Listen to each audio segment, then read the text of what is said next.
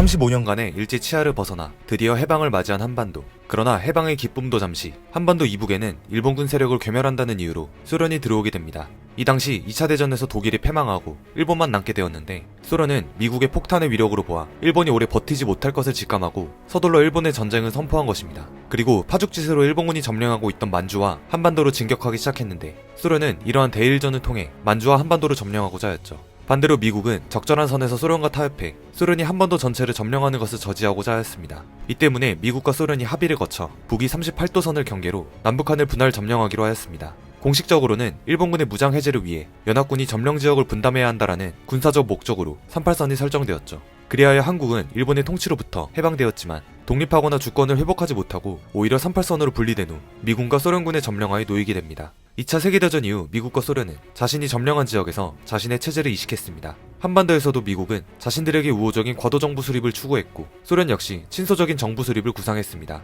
특히 38선은 국토의 분단만이 아니라 미국과 소련으로 대표되는 자본주의 진영과 공산주의 진영의 대립으로 이어집니다. 냉전의 시작이었죠. 1946년 유럽의 그리스, 튀르키예 등에서 냉전의 전초전이 시작되었고, 만주에서는 중국의 국공내전이 본격화되었습니다. 베를린에서 미국과 소련의 대립, 처칠의 철의 장막 연설, 트루만 독트린으로 전 세계적 냉전이 시작되었습니다. 북측에 들어온 소련은 사회주의 체제 특유의 단결력을 무기로 젊고 말 잘 듣는 김일성을 앞세워 빠르게 북한 사회를 규합했습니다. 김일성은 소련군 사령부를 뒤에 업고 지도적인 인물로 급부상하게 되는데, 그 당시 북측에서 큰 지지를 받는 제1세력의 인물이자 기독교 계열의 조만시까지 밀어내면서 북측의 1인자로 등극하게 되죠. 소련군은 1945년 10월 14일 김일성 장군 환영 평양시 민중대회를 열어 대중에게 김일성을 조선의 위대한 애국자로 소개하고 그에 대한 지지를 보여주었습니다. 그렇다면 그 당시 남한 사회는 어땠을까요? 남한 사회는 더욱더 혼란 그 자체였습니다. 10월, 이승만이 해외 독립운동가의 명성을 안고 귀국하고 곧바로 중앙청 광장에서 연합군 환영대회가 열렸습니다. 이승만이 귀국한 직후의 이 행사에서 미군 사령관 하지가 이승만을 군중들에게 소개하며 이승만이 유력한 지도자로 부상하게 됩니다. 여기에 모스크바 3상회의에서 신탁 통치안이 결정되었다는 사실이 알려지면서 이를 두고 좌우익 간의 대립이 심화되었습니다. 모스크바 결정은 통일정부 수립, 미국과 소련의 협조, 4개국 공동의 신탁 통치라는 3가지 내용을 담고 있었습니다. 하지만 이 내용은 서로 모순된 내용이어서 복잡한 국제관계에서 실현되기 어려운 결정이었습니다. 결국 냉전이 본격화되면서 한반도에서 미국과 소련의 협력과 대화는 끝이 나고 정면 대결로 나아가게 됩니다. 이후 한국은 냉전의 전초기지로 부각되었습니다. 이렇듯 미국과 소련이 합의하에 한반도 문제를 해결하려던 미소 공동위원회가 결렬되면서 한반도 문제는 유엔으로 넘어가게 됩니다. 유엔은 남북한을 묶어 한반도 전체를 두고 총선거를 결정했지만 북한이 이를 거부하면서 남한만의 선거를 통해 1948년 8월 15일 대한민국 정부가 수립되고 이승만이 초대 대통령으로 되었습니다. 곧바로 그해 9월 9일에는 북한 또한 김일성을 수상으로 하는 조선민주주의인민공화국이 수립되었죠. 참고로 이 당시 남북한의 단독정부 수립을 반대하고 통일정부 수립을 강력하게 주장하던 인물은 대표적으로 김구와 김규식이 있는데, 특히 김구는 단독정부 수립은 민족 간의 총칼을 겨누는 동족상잔의 비극을 초래하게 될 것이다 라며 격렬히 반대했습니다. 정부 수립 이후에도 김구를 중심으로 통일운동이 계속되지만 결국 김구는 안두희에 의해 암살당하고 맙니다. 한편 북한의 김일성은 남한 사회의 혼란을 지켜보면서 이런 상황이라면 무력으로 밀고 들어가도 한반도를 붉게 물들일 수 있을 것이라고 판단하였고, 뒤에서는 치밀하게 전쟁 준비를 하고 있었습니다. 하지만 그가 전쟁을 일으키기 위해서는 전쟁 결정의 실권을 쥐고 있는 스탈린의 승인을 반드시 받아내야만 했는데, 이 때문에 1949년 3월부터 스탈린과 지도부를 설득하기 위해 수십 번 승인 요청을 하게 됩니다. 김일성은 미군이 철수함으로써 38선은 더 이상 의미가 없으며 38도선 충돌에서 입증되었듯이 북한군의 전투력이 더 우세하고 남한이 북한의 평화 제의를 거부하고 있으므로 무력 침공을 할 수밖에 없다고 주장했습니다. 참고로 차후에 공개된 문서, 구설한 비밀 외교 문서에 따르면 문서를 주고받는 과정에서 스탈린은 본명이 아닌 필리포프라는 가명을 사용했다는 사실이 밝혀졌습니다. 스탈린은 혹시 기밀 문서가 유출되더라도 진짜 작성자를 파악할 수 없도록 가명을 쓴 것으로 파악되고 있죠. 김일성이 스탈린에게 보고한 남한 침공에 대한 계획은 3단계로 나뉘어졌습니다. 1단계로는 먼저 38선 인근의 병력을 집결하고, 2단계로는 남측의 평화적 해결 방법을 제안하는 기만수를 쓰는 것입니다. 그리고 3단계에 이르러서 남측이 평화적 제안을 거절하면 곧바로 38선에 배치한 군대를 그대로 밀고 내려와 적화 통일을 이룬다는 내용이었습니다. 하지만 이러한 김일성의 보고에 스탈린은 회의적인 태도를 보였습니다. 아직 남한에 주둔한 미군이 건재했으며 스탈린은 단 2방으로 일본을 괴멸시킨 미국의 핵폭탄의 위력을 누구보다도 두려워하고 있었습니다. 이 때문에 미국과의 정면 충돌은 반드시 피해야만 하는 상황이었습니다. 이러한 김일성과 스탈린 사이에는 초대 북한 주재 소련 대사로 임명된 시티코프라는 인물이 있었는데, 그는 북한 지역을 점령한 소련 군사령부 군사위원이자 미소 공동위원회 소련 측 수석대표를 역임하였고, 6.25 전쟁이 일어난 1950년까지 소련이 시행한 한반도 관련 모든 정책에 관여하고 주도한 핵심 인물입니다. 그는 평생 본인에게 있었던 일들을 사진으로 남기고 기록으로 꼼꼼히 적는 습관이 있었는데, 그가 심장마비로 죽는 순간까지 사진기와 메모장을 가지고 있었습니다. 미소 공동위원회가 개최된 서울에서도 남한의 좌익과 우익신문 가리지 않고 모조리 스크랩할 정도였죠. 때문에 그가 사망 후 소련 군정의 북한 통치와 대남 공작에 대한 주요한 내용들이 시티코프의 일기를 통해 많이 밝혀졌습니다. 그는 수시로 북한의 지도자들을 만나 정세에 대해 논의하고 조언을 하였는데요. 김일성 또한 시티코프를 통해 무기와 군수품을 소련에 요청하기도 하였습니다. 북한의 군사력 증강은 1949년 3월 5일 모스크바를 방문한 김일성과 스탈린 간의 회담에서 급 진전되었는데요. 이 회담 역시 김일성이 시티코프를 통해 스탈린에게 요청하여 성사된 것이었습니다. 이후에도 김일성은 북한에 주재하고 있는 시티코프 대사에게 선제공격 준비 문제를 꾸준히 제안하였습니다. 참고로 제일 중요한 6.25 전쟁 단락이 담긴 일지 후반부는 현재까지도 발견되지 못하고 있으며 아쉽게도 이 시기 그의 일기는 1946년부터 1948년 기록된 단 4권뿐이죠. 그리고 1950년 1월 김일성이 전쟁을 일으킬 수 있는 결정적인 사건이 터집니다. 미 국무부 장관이었던 딘 에치슨이 미국의 방위라인 에치슨 라인을 발표한 것이죠. 이것은 태평양에서 공산화 야욕을 저지하기 위한 미국의 방위 영역을 가리키는 것이었습니다. 다시 말해 이 영역에 포함되는 구역은 미국이 어떻게든 지키겠다는 의미였죠. 하지만 미국은 에치슨 라인을 알류산 열도로부터 일본, 오키나와, 필리핀으로 정하며 한반도와 대만, 인도차이나 반도를 제외시킵니다. 에치슨 라인만을 보았을 때 한국은 미국의 방어 지역에서 제외되었습니다. 또한 남한 지역에서는 이미 미군이 철수하기 시작했고 심지어 소련이 핵실험에 성공하며 미국과 동등한 핵보유 국가가 되었습니다. 그리고 국공내전에서 승리한 중국 공산당이 중화인민공화국까지 세우게 되면서 국제정세가 소련을 비롯한 공산주의 진영 쪽으로 돌아서고 있었죠. 즉 미군 철수, 소련의 핵개발 성공, 중화인민공화국의 탄생이라는 세 가지 사건을 바탕으로 스탈린은 지금 시기가 한반도를 완전히 장악할 수 있는 적기라고 판단했습니다. 1950년 3월 30일 모스크바로 향한 김일성은 선제 남침에 대한 중국 측의 동의를 전제 조건으로 스탈린으로부터 최종 승인을 받게 됩니다. 중국의 마오쩌둥도 1950년 5월 15일 김일성의 계획에 동의하고 지원을 약속합니다. 이렇게 소련의 스탈린과 중국의 마오쩌둥은 김일성의 계획에 날개를 달아주었죠. 북한군이 소련 군사고문단과 함께 작성한 이 작전 계획은 일명 선제 타격 작전 계획으로 알려져 있습니다. 이것은 전투 명령서, 부대 이동 계획, 병참 보급 계획, 기만 계획 등을 포함한 3단계 공격 계획으로 첫 번째 단계에서는 서울 지역을 점령하고 두 번째 단계에서는 대전, 세 번째 단계에서는 부산 지역까지 완전히 점령하는 것으로 되어 있었습니다. 남침 전략의 기본은 미국의 지원부대가 오기 전에 속전속결로 서울을 점령하여 승리를 굳히고 신속하게 남해안까지 점령하는 것이었습니다. 거기에 더해서 남로당원을 주축으로 하는 민중봉기를 촉발시켜 남한 정부가 스스로 전복되게 한다는 것도 또 하나의 핵심 전략이었습니다. 운명의 날이 다가오고 있던 6월 38선 부근에 집결한 대규모의 북한군 전체 부대가 시동을 겁니다. 이미 병사들의 대규모 휴가 때문에 남한은 텅 비어있는 상황. 그렇게 스탈린을 등에 업고 한반도를 붉은 물결로 집어삼키려는 김일성의 야욕이 현실화되기 시작합니다. 1950년 6월 25일 그날은 일요일이었습니다. 고요했던 새벽은 천지를 진동하며 진격하는 북한군의 탱크에 의해 깨졌고 북한군은 폭풍이라는 작전명 하에 전면적인 남한 침공을 개시합니다. 이미 사령부의 명령으로 수많은 장병들이 휴가를 떠났기 때문에 남한의 부대는 텅 비어 있었죠. 행간에는 장기간의 경계태세로 인한 군인들의 사기 저하를 우려해 휴가를 보내줬다는 말도 있지만 이 판단에 대해서는 아직까지도 미스터리로 남아있습니다. 북한군은 기갑전력을 앞세워 파죽지세로 밀고 내려오는데 이 당시 북한군의 진격을 방어하던 한 국군 장교는 그날 태어나서 자주포를 처음 봤다라고 말할 정도로 남북한의 전력 차이는 심각했습니다. 전면 충돌을 방지해 남한 군대의 제한적인 지원만 유지하던 미군의 정책으로 인해 당시 남한 측은 전차가 단 한 대도 없었을 뿐더러 적 전차에 대응할 대전차 무기도 전혀 없었습니다. 방어하는 국군은 겨우 가지고 있던 소형 로켓포로 몰려오는 북한군 탱크를 명중시켰지만 끄떡도 없었죠. 이런 기습적인 침공에 국군은 속수무책으로 밀릴 수밖에 없었습니다. 국방부는 대통령에게 북한군이 공격을 했으나 곧 격퇴될 것이니 염려할 건 없다라는 보고를 올렸으나 경찰 정보는 이와 달리 예상 밖으로 적군의 힘이 강해 상황이 심각하다고 알렸으며 이때 남한 정부는 북한의 기습 남침을 인식하게 됩니다. 그리고 당시 초대 주한 미국 대사로 지내고 있던 존 조지프 무초대사와의 회담을 통해 현재 한국군에게 필요한 탄약, 소총 실탄 및 전투기 등을 지원할 것을 긴급 요청합니다. 막상 전쟁이 벌어지자 모든 걸 급하게 바꿔야 하는 상황.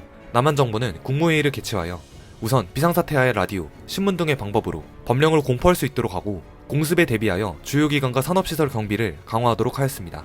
6월 26일 북한군이 서울 코앞까지 왔지만 아직까지 미국의 지원이 없자 이승만은 메가더에게도 전화를 걸어 지원을 요청하였습니다. 메가더는 무스탕 전투기 10대, 105mm 곡사포 36문, 155mm 곡사포 36문, 그리고 바주카포를 긴급 지원하기로 약속해주게 됩니다. 한편 북한군의 전면 침공을 보고받은 미국의 트루먼 대통령은 유엔 안전보장이사회를 긴급 소집하여 북한의 무력 공격은 평화를 파괴하는 침략행위라 선언하였습니다. 6월 28일 유엔 안보리는 회의 끝에 남한을 돕는다는 결정을 내림과 동시에 북한은 즉시 전투행위를 중지하고 그 군대를 38선 이북으로 철퇴시킬 것을 요청하는 결의를 채택합니다. 곧이어 미국의 메가더 원수가 유엔군 총사령관에 임명되고 한반도에서의 군사지휘권 또한 그에게 주어졌습니다. 이에 앞서 당시 일본에 있던 메가더는 한국으로 넘어와 전선을 시찰하고 북한군을 저지할 방안을 모색하였습니다. 참고로 이 당시 메가더는 멕시코 혁명과 1차 세계대전, 2차 세계대전을 모두 참전했던 베테랑이었습니다. 이미 최연소 육군 참모총장부터 최연소 육군 원수까지 군의 주요 지휘를 일찍이 달성하고 있었죠. 전화를 코앞에 둔 서울의 상황은 어땠을까요? 서울 시민들은 의외로 초반에는 북한군 침공에 대해 심드렁했습니다. 지난 1년간 383 부근에서 크고 작은 국지전이 지속적으로 발생했기 때문에 이번에도 대수롭지 않게 여겼죠. 그러나 얼마 지나지 않아 서울 북쪽에서 피난민들이 물밀듯이 내려오고 그제서야 시민들은 동요하기 시작합니다. 이 당시 북한은 72시간 내에 서울 점령을 목표로 하였기 때문에 막강한 전력을 앞세워 무서운 기세로 남쪽을 내려오고 있었습니다. 26일 오후 1시경 북한군은 서울의 관문인 의정부를 함락시키고 서울 시내에서 불과 8km 떨어진 창동성까지 진출하며 서울 시내가 적의 야포 사정거리에 들어갔습니다. 이처럼 전쟁 발발 3일 만인 6월 28일 북한의 빠른 침투에 남한은 대응도 제대로 못하고 수도 서울을 점령당하고 맙니다. 이때 정부 요인들은 대전으로 피난하여 다시 전쟁에 대응하기 시작하죠. 북한의 최초 기습작전은 성공적이었습니다. 그리고 이 전과를 확대하여 남해안까지 진출하여 한반도를 공산주의로 물들이고자 하지만 무슨 일인지 북한군은 한강을 건너지 않고 서울에서 3일을 지체하게 됩니다. 이는 북한이 서울에 입성할 때 국군이 한강 인도교를 비롯한 철교, 광진교를 폭파하였기 때문에 북한의 전차와 병력이 쉽게 내려올 수 없었던 것인데요.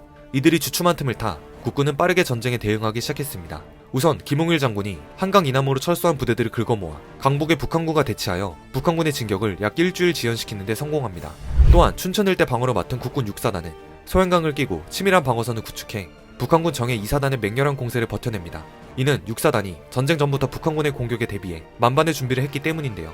비록 압도적인 전력 차이로 인해 6사단 또한 춘천을 내주고 후퇴할 수밖에 없었지만 이들의 남하를 막아내면서 북한군은 남진계에게 차질이 생기게 됩니다. 한편 북한군에게 점령당한 서울에서는 그야말로 무자비한 인여막살의 참극이 벌어집니다. 북한군은 서울 시내 곳곳에서 국군 패전병 및 공무원을 대상으로 피해 숙청을 자행하는데 특히 한국군 장교들은 보이는 즉시 직결 처형을 했다고 합니다. 또한 이들은 서울대병원을 습격하여 만행을 저지르는 일명 서울대병원 학살 사건을 일으킵니다. 서울대병원 근처에는 이름 모를 자유전세의 비라 쓰인 이곳에서 벌어진 비극을 추념하는 시설물이 세워지게 되죠. 비슷한 시기 메가더 장군은 어마어마한 기세로 남하하는 북한군을 어떻게든 막아내야 했습니다. 그는 곧 일본에 주둔하고 있던 스미스 부대를 선봉으로 투입하는데 이는 6.25 전쟁에서 미군의 첫 실전 투입이었습니다. 하지만 당시 일본 주둔 미군은 군비 삭감으로 인해 제대로 된 훈련이 되어 있지 않은 상황이었고 스미스 부대 또한 병력이 540명밖에 되지 않아 북한군의 대규모 공세를 막기에는 턱없이 적은 병력이었죠. 그러나 메가더 장군은 북한군이 미군과 마주한다면 분명 주랭랑을 칠 것이라고 예상했습니다. 즉 겁을 주기 위한 작전의 일환이었습니다. 7월 5일 스미스 부대는 오산 근처 중미령에서 북한군 부대와 처음으로 맞붙게 됩니다. 하지만 북한군은 예상과 다르게 도망치지 않았으며 6시간 14분에 걸친 교전 끝에 스미스 부대를 그대로 격파하게 됩니다. 6.25 전쟁 발발 이후 첫 유엔군의 투입이었지만 참혹한 패배를 맛본 스미스 부대. 이 전투로 150여 명이 죽고 26명이 실종되는 엄청난 손실을 입었습니다. 이름도 모를 나라에서 큰 희생을 치룬 특수임무부대였지만 이들의 희생으로 메가더 장군은 중미령 전투 결과를 보고받고 비로소 북한군의 전력을 가늠하게 되었습니다. 무엇보다 북한군은 예기치 않았던 미군의 참전을 직접 보게 되자 전선을 재정비하는데 열흘이 넘는 시간을 소비해야 했습니다. 북한군이 서울을 지나 점점 내려오는 상황. 메가더 장군은 멀리 떨어진 본국의 지원과 전 세계에서 파병되는 유엔군이 도착하기까지의 시간을 벌기 위해 일본에 있는 미 8군을 전선으로 투입합니다. 미 8군 사령관 월튼 워커 장군은 먼저 대구에 사령부를 설치하고 휘하 24사단장을 맡고 있는 딘 소장에게 지금 바로 사단을 이끌고 대전에서 북한군의 남하를 저지하라고 명령합니다. 이에 딘 소장의 미 24사단은 대전 금강 부근에 도착해 우선 금강을 잇는 다리를 모두 폭파시켜 방어선을 형성하지만 이들 또한 스미스 부대처럼 전투 경험이 거의 없었기 때문에 실전으로 다져진 북한군의 쾌속 진격을 막을 순 없었습니다. 북한군은 금강을 가볍게 우회해서 대전에 주둔한 미군을 포위하며 옥죄해왔고 미 24사단은 꼼짝없이 전멸당할 위기에 봉착했습니다. 이 전투에서 사단장인 딘 소장이 직접 대전 첩포를 들고 전차를 파괴할 만큼 상황은 최악으로 치닫고 결국 미 24사단은 치욕적인 패배를 당합니다. 그리고 미 24사단이 무너짐에 따라 7월 20일 대전도 북한군의 수중에 떨어지게 되죠. 전장에서 직접 혈투를 벌인 딘 소장은 북한군의 포로로 잡혀 포로 수용소로 끌려갑니다. 이제 남한 국토의 배꼽이자 교통의 요충지인 대전마저 뚫렸습니다. 북한군은 전쟁을 시작한 지 한 달 만에 경상도를 제외한 남한 전 지역을 점령했고 후퇴에 후퇴를 거듭한 국군과 미군은 낙동강 지역의 최후의 방어선에 모든 걸 걸어야 했습니다. 애초에 북한군은 김일성의 지시에 따라 1950년 8월 15일까지 부산을 점령해 전쟁을 종료한다는 목표를 세웠으며 6.25 남침 이후 국토의 90%를 북한군에게 빼앗겼기 때문에 낙동강이 뚫리면 이 전쟁은 끝이 난 것이나 다름이 없었습니다. 마지막 방어선이었던 낙동강 방어는 미 8군 사령관 월튼 워커 중장이 맡았으며 더 이상 물러날 수 없는 국군과 미군은 모든 병력을 집중해 낙동강 방어선 사수에 사흘을 걸었습니다. 하지만 북한군은 대구 가까이 내려왔고 최종 방어선만을 남기게 되었습니다. 전선이 뚫리면 한반도가 붉은 물결로 물들어버릴 상황. 지상 전력은 여전히 북한군이 우세했지만 그나마 제해권과 제공권을 장악한 미군 함대와 공군기들이 북한군을 향해 포격과 폭격을 할 수 있게 되면서 방어 전력에 큰 힘이 되어줍니다. 그리고 수세에 밀리던 국군도 이제는 전선 근처에서 반격을 개시해 빼앗긴 진지를 탈환하는 성과를 올리기 시작합니다. 낙동강 전선 중 가장 치열했던 격전지는 바로 경상북도 칠곡에서 벌어진 다부동 전투였는데요. 이 지역은 대구로 들어가는 중요한 거점이었습니다. 다부동 지역의 방어로 맡은 부대는 바로 백선엽 장군이 지휘하는 국군 1사단. 때는 8월의 한여름이었고 대구 경북 지역은 너무나도 더웠습니다. 1사단 병사들은 무더위에 썩어가는 전우의 시체를 치울 틈도 없이 북한군의 맹렬한 공세를 막아냈고 결국 8월 29일 북한군의 공세로부터 다부동 지역을 사수하는 데 성공합니다. 이때의 전투가 얼마나 치열했는지 국군과 북한군의 시체가 뒤섞여 시체로만 언덕을 형성하고 그 시체 더미들 위에 포탄이 떨어져 시체의 살점이 하늘에 날아다녔을 정도로 끔찍했다고 합니다. 미 제8군은 8월 17일 미 제25사단 제27연대를 다부동으로 투입했고 8월 19일 미 제2사단 제23연대가 방어력을 보충해 연합작전을 펼칩니다. 미국이 국군의 작전 책임 지역에서 공동의 목표를 위해 긴밀히 협조하여 전투를 승리로 이끈 것이죠. 실질적으로 한국과 미국 간 최초의 연합작전이 이루어진 다부동 전투는 북한군의 8월 총공세를 저지하는 데 성공하며 양국군이 서로 신뢰감을 형성하는 계기가 되었습니다. 낙동강 전선에서의 피해는 북한군과 국군 모두 막심했습니다. 특히 치열한 소모전이 지속되면서 양측 모두 전선에서 싸울 병력이 부족해졌습니다. 이에 남한에서는 총을 들 수 있는 학생들부터 중년 남성들까지 참전하기 시작했는데 죽음이 이들 앞에 너무나도 가까이 있었지만 이들은 오직 나라를 지키겠다는 신념 하나로 목숨을 기꺼이 바쳤습니다. 낙동강 전선의 요충지인 다부동을 큰 희생을 감수하면서 지켜내면서 이제 북한군은 공세 종말점에 도달하였습니다. 이러한 희생과 결사적인 방어로 유엔군 투입까지 충분한 시간을 확보한 국군과 미군, 그리고 뜨거웠던 여름이 끝나가는 1550년 9월 15일 낙동강 방어의 성공과 함께 인천에서 북한군의 허를 찌르는 인천 상륙작전이 실시됩니다. 1950년 6월 25일 북한군의 기습남침이 시작되고 미 국동사령부 맥어더 장군은 곧바로 서울로 들어와 전선을 시찰하였습니다. 이 당시 남한은 북한에 비해 장비와 보급에 문제가 많았으며 미군 또한 지리도 모르는 낯선 땅에서 남한의 언어와 풍습 때문에 전투를 수행하는 데 부담이 있었습니다. 이 때문에 이승만 대통령은 세상에 없던 카투사 제도를 들고 오는데 이는 한국의 병력이 주한미군 부대에 배속됨으로써 미군의 병력 공백을 메우고 낯선 환경에서 미군과 국군이 함께 훈련하여 빠르게 적응할 수 있도록 한 제도였습니다. 이 제도는 1950년 8월 15일 이승만 대통령과 맥어더 사령관 간의 합의에 따라 공식화되면서 바로 다음 날인 8월 16일 313명의 첫 카투사가 일본행 선박의 승선 후지산에서 기본훈련을 받게 됩니다. 그리고 이들은 한 달 뒤 인천 상륙작전에 처음으로 투입되죠. 한편 서울에서 전선 시찰을 마친 맥어더 장군은 전세를 완전히 뒤집을 만한 상륙작전이 필요하다는 것을 깨달았습니다. 이후 전선이 낙동강까지 밀리게 되자 맥어더는 방어를 담당하고 있는 미 8군 사령관 월튼 워커에게 9월 중순까지 최대한 버텨달라고 부탁함과 동시에 자신이 구상한 상륙작전 준비에 착수합니다. 맥어더가 구상한 최적의 상륙 지점은 바로 인천. 하지만 인천은 대규모 부대가 상륙하기에 지리적으로 불리하다는 이유로 미 국무부와 합동참모본부는 이 의견에 대해 찬성하지 않았습니다. 인천 앞바다는 섬이 많아서 대규모 함대가 쉽사리 들어가지 못하는 지리적 특성이 있었고 무엇보다 조수관만의 차가 심해서 이곳에 상륙한다는 것은 도박이나 다름이 없었습니다. 때문에 미 국무부는 맥어더에게 인천이 아닌 군산에 상륙하는 게 어떻겠냐고 제안하지만 맥어더는 반드시 인천에 상륙해야 곧바로 서울로 진입할 수 있으며 낙동강에 몰려있는 북한군의 후방 보급을 효과적으로 끊을 수 있다고 주장합니다. 더불어 수도 서울이 가진 정치적, 신비적 위상을 고려해서라도 인천의 상륙작전을 전개해야 한다고 하죠. 맥어더는 이미 태평양 전쟁에서 수십 차례의 상륙작전을 모두 성공으로 이끈 경험이 있었기 때문에 자신의 의견에 더 확신이 있었습니다. 상륙지 결정을 앞두고 미 국무부와 맥어더의 의견이 좀처럼 좁혀지지 않는 가운데 맥어더는 인천으로 허가해주지 않는다면 사령관직에서 물러나겠다라고 강력하게 주장했고 이러한 맥어더의 단호한 태도에 미 국무부는 인천이 여의치 않을 시 군산에 상륙한다라는 조건으로 맥어더의 작전을 승인하게 됩니다. 인천 상륙작전 시행일은 9월 15일. 맥어더와 유엔군 사령부는 일본에서 상륙작전에 필요한 모든 물자와 무기들을 준비하고 있었습니다. 그리고 준비를 마친 상륙부대들은 각각 일본과 부산에서 출발하여 제주도 남쪽에서 집결한 뒤 드디어 인천을 향해 북상하기 시작하죠. 참고로 이때까지만 해도 인천 상륙에 대한 내용은 극비에 붙여져서 대부분의 일반 장교들은 어디로 가는지도 몰랐다고 할 정도로 작전이 주도 면밀하게 계획되었습니다. 이미 인천 상륙작전이 시행되기 전에 유엔군은 북한 침략군이 작전 의도를 짐작할 수 없도록 철저한 사전 기만 작전으로 허를 찔렀습니다. 미 해군은 1945년 도쿄만에서 일본의 항복을 받았던 전함 미주리함을 동원해 강원도 삼척을 포격해 상륙 기만 작전을 펼쳤죠. 상륙작전의 앞선 공격인 듯 보이기 위해 전북의 항구 도시 군산을 포격하고 교통교지 1위를 공습해서 적을 혼란스럽게 만들었으며 결정적으로 적에게 혼란을 주기 위해 인천 상륙작전이 시행된 날에는 장사 상륙작전이 동시에 시행됩니다. 장사 상륙작전의 목적은 적의 혼란과 동시에 보급로를 차단하는 것이었습니다. 이 작전에 투입되는 부대원들은 대부분 17세의 학도병들이었습니다. 이미 학교는 모두 휴교한 상태였고 남한의 대부분은 북한에 점령당했기 때문에 예상보다 많은 학생들이 자원을 하게 됩니다. 그렇게 모인 772명의 학도병들은 2주간의 짧은 훈련 기간을 거쳐 작전 전날인 9월 14일 문선호를 타고 부산항에서 장사리로 이동하게 됩니다.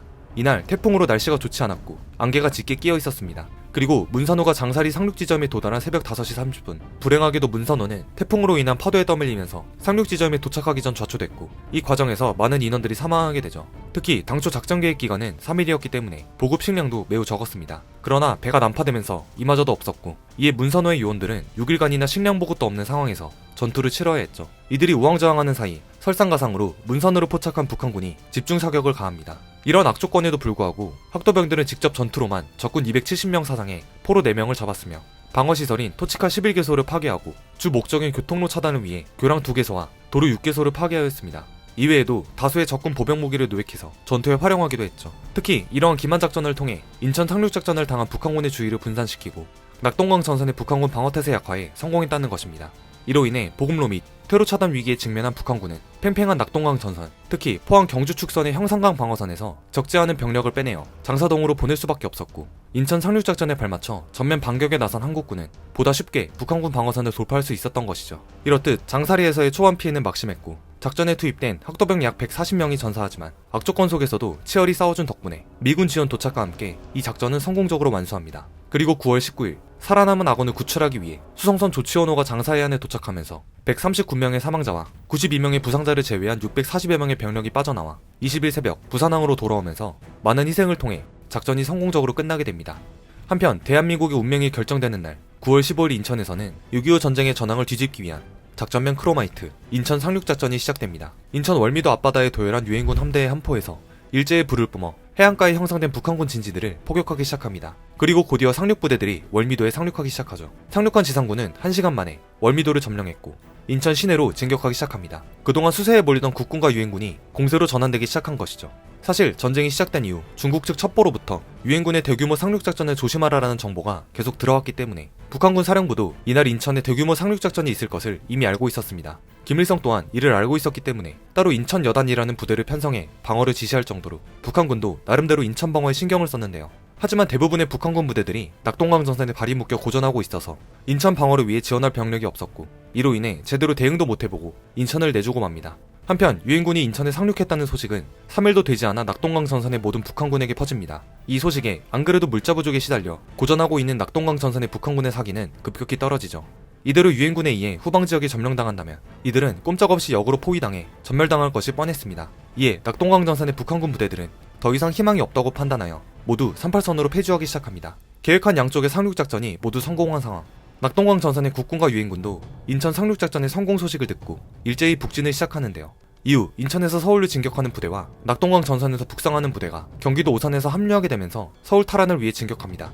이 시점에 와서야 김일성은 인천이 주공이라는 것을 뒤늦게 깨달았으며 허를 찌르는 기습을 당한 북한군 병력은 모두 서울로 후퇴합니다. 서울로 모인 약 2만 명의 북한군 패전병들은 서울만큼은 절대 뺏기지 않기 위해 견고한 방어선을 구축하는데요. 이 때문에 서울로 들어가는 중요 길목들에서 격전이 벌어지게 됩니다. 하지만 9월 28일 국군과 유엔군은 끝내 방어하는 북한군을 몰아내고 서울 탈환에 성공하면서 약 3개월간 공산정권의 수중 아래 고통받았던 서울은 다시 자유주의 진영으로 돌아왔습니다.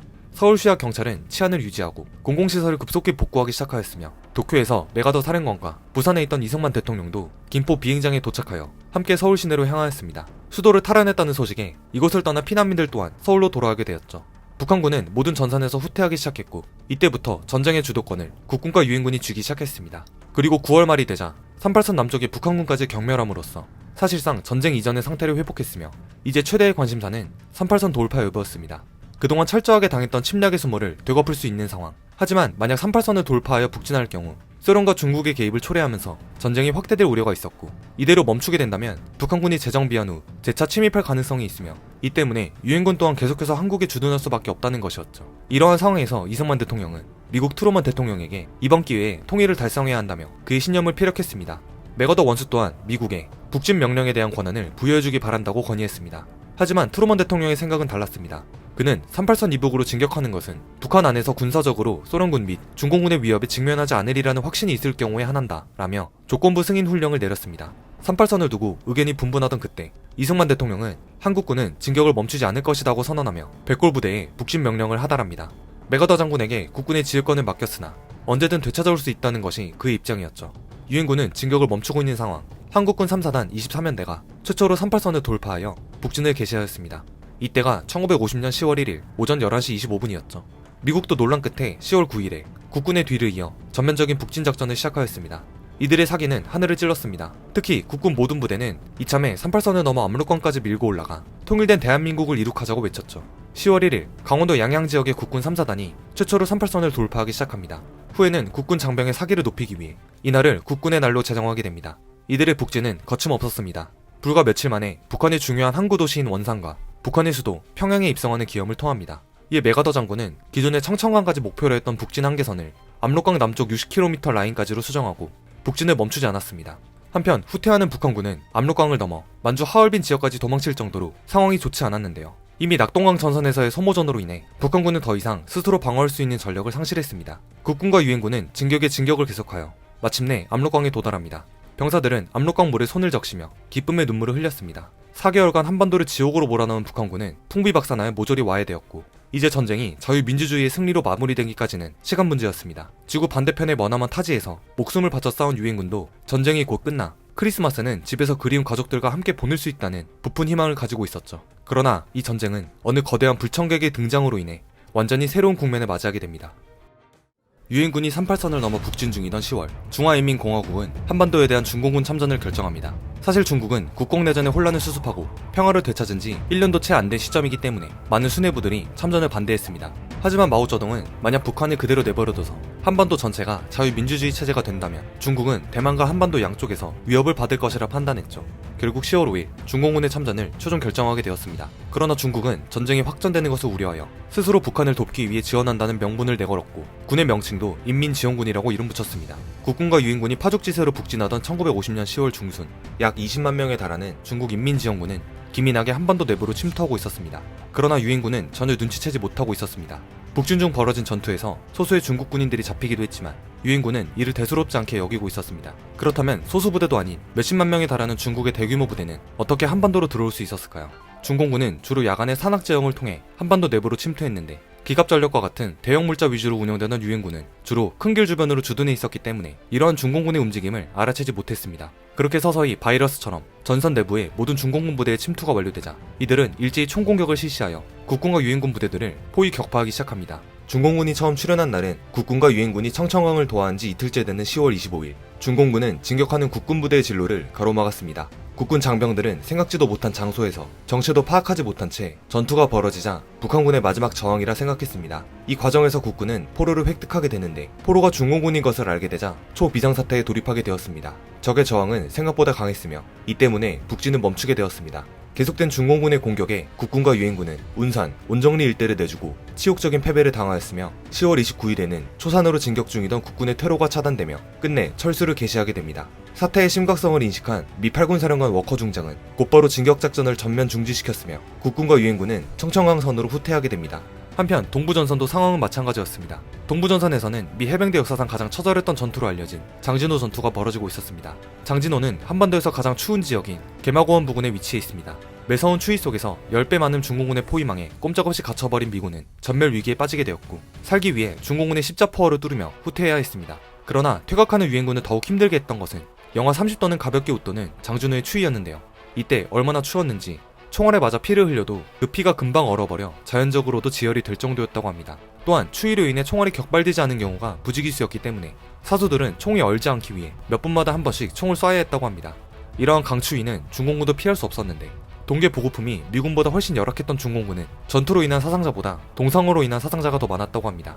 이들은 양말조차 지급되지 않아 헝겊으로 발을 싸던 발사기를 사용했죠. 낯선 지형, 강추위, 절대적 병력 열세, 포위 기습 공격 같은 악조건 속에서 미군은 흥남항이 있는 함흥까지 110km를 걸어서 철수를 결정했습니다. 중공군은 미 해병 철수를 막기 위해 대규모 추가 병력을 투입했고 미군은 계속 전투를 벌이며 후퇴를 해야 했습니다. 당시 철수 작전을 지휘하던 미 해병대 1사단 올리버 스미스 장군은 이때의 작전을 두고 우리는 후퇴가 아닌 다른 방향으로 진격 중이다 라는 말을 남겼습니다. 크리스마스가 다가오던 12월 장진호를 비롯한 함경도 일대에서 후퇴하던 미군은 추위와 중공군의 공격을 뚫고 흥남항에 모두 집결하였습니다. 그리고 이곳에서 배를 타고 부산으로 후퇴하는 대규모 철수작전, 흥남철수작전을 실시하죠. 이때 흥남부두에는 10만여 명의 피난민도 몰려 있었는데 미군은 처음에는 이 민간인들을 구출할 생각이 없었다고 합니다. 하지만 당시 현장에 있던 많은 한국군 장교들이 피난민을 버리고 간다면 차라리 우리가 데리고 육로로 후퇴하겠다라며 반발했고, 에드워드 알몬드 장군의 통역을 맡았던 현봉화 고문이 간절히 호소한 끝에 결국 모든 피난민들을 태우기로 결정하죠. 그렇게 10만여 명의 병사들과 10만여 명의 피난민, 그리고 차량 18,422대를 포함한 35만 톤의 군수품을 싣고 흥남을 떠난 이 철수작전은 12월 14일부터 24일까지 약 열흘간 진행되었습니다. 철수작전이 큰 피해 없이 성공적으로 완료된 후 이 작전은 크리스마스의 기적이라고도 불리게 되고, 작전 성공 보고를 받은 미국 트루먼 대통령은 자신이 가질 수 있는 가장 좋은 크리스마스 선물이라고 언급했다고 알려져 있습니다. 절박한 피난길 중에 비좁은 배에서는 5명의 새로운 생명이 태어나죠. 마지막 수송선이 흥남을 떠나자 해군 호위함들은 미처 들고 가지 못한 보급품들을 중공군에게 빼앗기지 않으려고 흥남부대의 항구시설과 함께 모두 폭파하였습니다. 그리고 그 다음 날인 12월 25일 중공군은 흥남을 접수합니다. 중공군의 폭풍 같은 반격에 북진 통일을 눈앞에서 놓친 국군과 유인군은 38선 이남으로 후퇴합니다. 이때 소련 공군도 본격적으로 출격하여 중공군을 돕는데요. 그때까지만 해도 미군을 비롯한 유인군이 제공권을 완전히 장악하고 있었지만 최신 미그 전투기를 앞세운 소련 공군이 합세하면서 완전한 제공권 장악에 차질을 빚습니다. 이때 소련 공군기들은 북한군이나 중공군처럼 위장해서 투입되었으며 소련군 조종사들도 무전시 중국어로 통신하게끔 훈련을 받았습니다. 1951년 1월 거침없이 내려오는 중공군과 북한군에 의해 전세는 또다시 공산군의 편으로 넘어갔습니다. 결국 어렵게 되찾은 서울마저 내주고 굴욕적인 후퇴를 해야만 했습니다. 이때 이승만 대통령은 이미 피난 명령을 내렸기 때문에 다행히 서울 시민은 이미 서울을 빠져나온 상태였습니다. 그리고 이승만 대통령은 가장 늦게 서울을 떠나는데 이승만은 전쟁 초기 서울 시민을 피난시키지 못한 점을 회한으로 여기고 있었습니다. 한편 강력하게 밀고 내려오던 중공군도 수원, 강릉선에서 진격을 멈추게 되는데 너무 남쪽으로 내려오는 바람에 보급선이 길어져 버린 것이죠. 중공군의 진격 중단에 대해 김일성은 계속해서 진격해야 한다고 입을 털었지만 중공군 총사령관 펑더와이는 현재 보급선이 너무 길어졌고 여기서 더 내려가다간 제2의 인천 상륙작전을 당할 수도 있다며 김일성의 요구를 들어주지 않습니다. 그리고 김일성에게 그렇게 공격하고 싶으면 당신이 북한군을 이끌고 공격하시오 라고 일침을 가합니다. 그 당시 북한군은 이미 오랜 전투로 싸울 힘이 부족했기 때문에 김일성은 펑더와이의 일갈에 꿀먹은 벙어리가 될 수밖에 없었죠. 이후 유엔군의 재반격으로 1951년 3월 말에 이르러 전선은 38도선 부근에 형성되었습니다. 이로써 또다시 유엔군과 공산군은 38도선을 두고서 대치하게 됩니다. 중공군은 예상보다 훨씬 고전할 수밖에 없었습니다. 이미 한반도 깊숙이 들어온 이상 북한 지역에서 지속적으로 보급을 받아야 했는데 북한 지역은 유엔군의 폭격으로 인해 쑥대밭이 되어버려 보급기지로서의 역할을 상실해버렸죠. 또한 평양을 비롯한 북한의 주요 도시들은 미군 B-29 폭격기에 의해 잿더미가 되었으며 특히 전략적 요충지이자 석유 보급로 역할을 하던 원산의 경우 미군 전략 폭격의 대표적인 타깃이 되었습니다. 원산은 1951년 2월부터는 아예 원산항 자체가 유엔군에 의해 봉쇄 조치되었으며 그날부터 정전협정이 체결되기까지 하루도 쉬지 않고 폭격이 지속되었다고 합니다. 이때의 폭격으로 인해 원산폭격이라는 말이 생겨났죠. 행정기구는 이미 마비되었고 생활터전과 사회경제체제의 기반이 황폐해진 상황, 남한은 대한 적십자사만의 노력만으로 수많은 피해를 모두 감싸 안을 수는 없었기 때문에 유엔의 도움을 받아야 했는데요. 유엔은 긴급 구호기구를 설치하여 식량 배급과 의료시설 지원, 교육시설 지원, 피난민 구호 사업 등 인도적 지원 활동을 하였습니다. 또한 35개국의 적십자사를 비롯한 비정부 기구도 다량의 의약품과 구호물자를 제공하였습니다. 이러한 지원은 차후 한국의 전후 복구에 크게 이바지하게 됩니다. 1951년 4월 중공군은 70여만 명의 병사들을 동원한 충계 대공세에 들어갑니다. 이 공세의 혈리 방면에서는 국군 3군단이 패주하기도 하지만 용문산 전투에서 깊숙하게 들어온 중공군을 포위하여 8호 일대에서 일대 섬멸하는 등 국군과 유엔군은 중공군의 대규모 공세를 철저하게 분쇄합니다. 같은 시점 중공군의 대반격이 시작된 이후 전쟁이 장기화될 조짐이 보이기 시작하자 메가더는 만주 지역에 핵폭탄을 투하하고 그와 동시에 대만의 국민당 정부도 중국 본토에 상륙시켜 이 전쟁을 더 큰 전면전으로 확대해야 한다고 주장합니다. 이 문제로 메가더는 트루먼 대통령과의 갈등이 심화되었고 이전부터 독단적인 결정으로 인해 백악관과 잦은 의견 충돌을 빚은 메가더는 결국 총사령관에서 해임당하게 됩니다. 메가더의 후임으로는 사고로 사망한 월트 워커 중장을 대신해 미 8군 사령관을 맡고 있던 매튜 리지웨이가 임명되죠. 6.25 전쟁이 발발한 지 약 1년째 이제 한반도에서는 미국과 중국이라는 세계의 거대한 두 힘이 맞붙게 되고 전선은 38선 부근에서 고착화되어 가는데 과연 이후의 전쟁 양상은 어떻게 진행될까요? 1951년 5월 70만 중공군의 충계 대공세는 유엔군의 필사적인 방어 끝에 공세 종말점에 도달하게 되고 다시 전선은 38선 근처에 형성되었습니다. 이제 어느 쪽도 확실하게 승기를 잡을 수 없는 상황, 시간이 흐를수록 전선은 고착화되어 갔습니다. 그리고 이 시점부터 유엔군 측과 공산군 측은 휴전에 대한 논의를 본격적으로 꺼내기 시작합니다. 미국은 5월부터 은밀하게 중국 인사들에게 접근해 휴전에 대한 분위기를 흘리기 시작합니다. 그리고 다음 달인 6월에는 소련으로부터 휴전 회담을 제의받게 되었고 미국은 이를 수락하죠. 그렇게 양측 대표단들은 7월에 전선의 중앙에 위치한 개성에서 첫 회담을 가지게 되고 그동안 소문만 무성했던 휴전회담이 본격적으로 시작됩니다.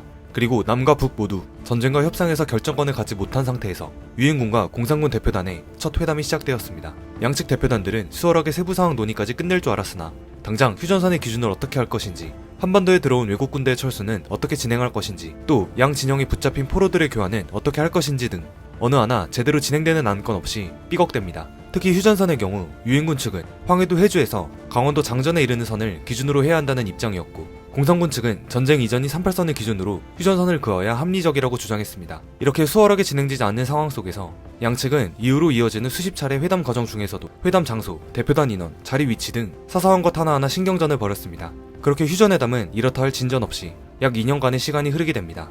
정적으로 군사분계선 협상이 타결되었던 1951년 11월 27일 이후 일시적으로 전투가 소강 상태에 접어들기도 했지만 회담이 긴 시간 난관에 봉착하면서 전투는 더욱 치열하게 전개되었습니다. 그 때문에 한 뼘이라도 더 유리한 고지를 점령하기 위해 전선 곳곳에서 전투가 벌어졌죠. 현재 고착화된 전선에서 남북 모두에게 가장 중요한 거점은 바로 개성 지역이었는데요.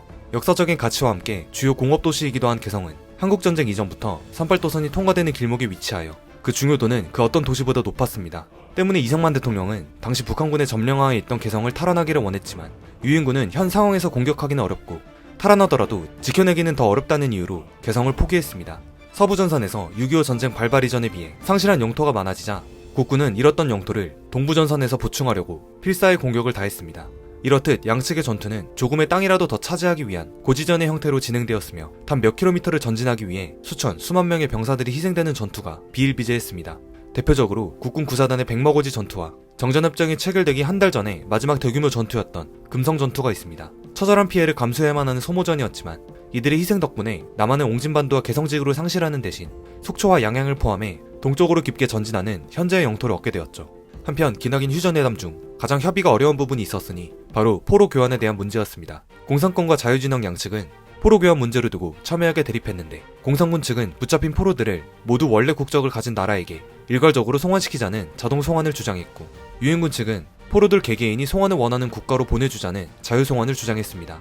당시 양측 포로의 상황을 잠시 설명하자면 북한군은 전선에서 붙잡은 국군과 유엔군 포로들을 압록강 근처의 발전소까지 이동시켜서 이들을 관리했는데 어떠한 이동수단 없이 모두 행군으로 이동시키는 바람에 수많은 유엔군 포로들이 행군 도중 죽었습니다.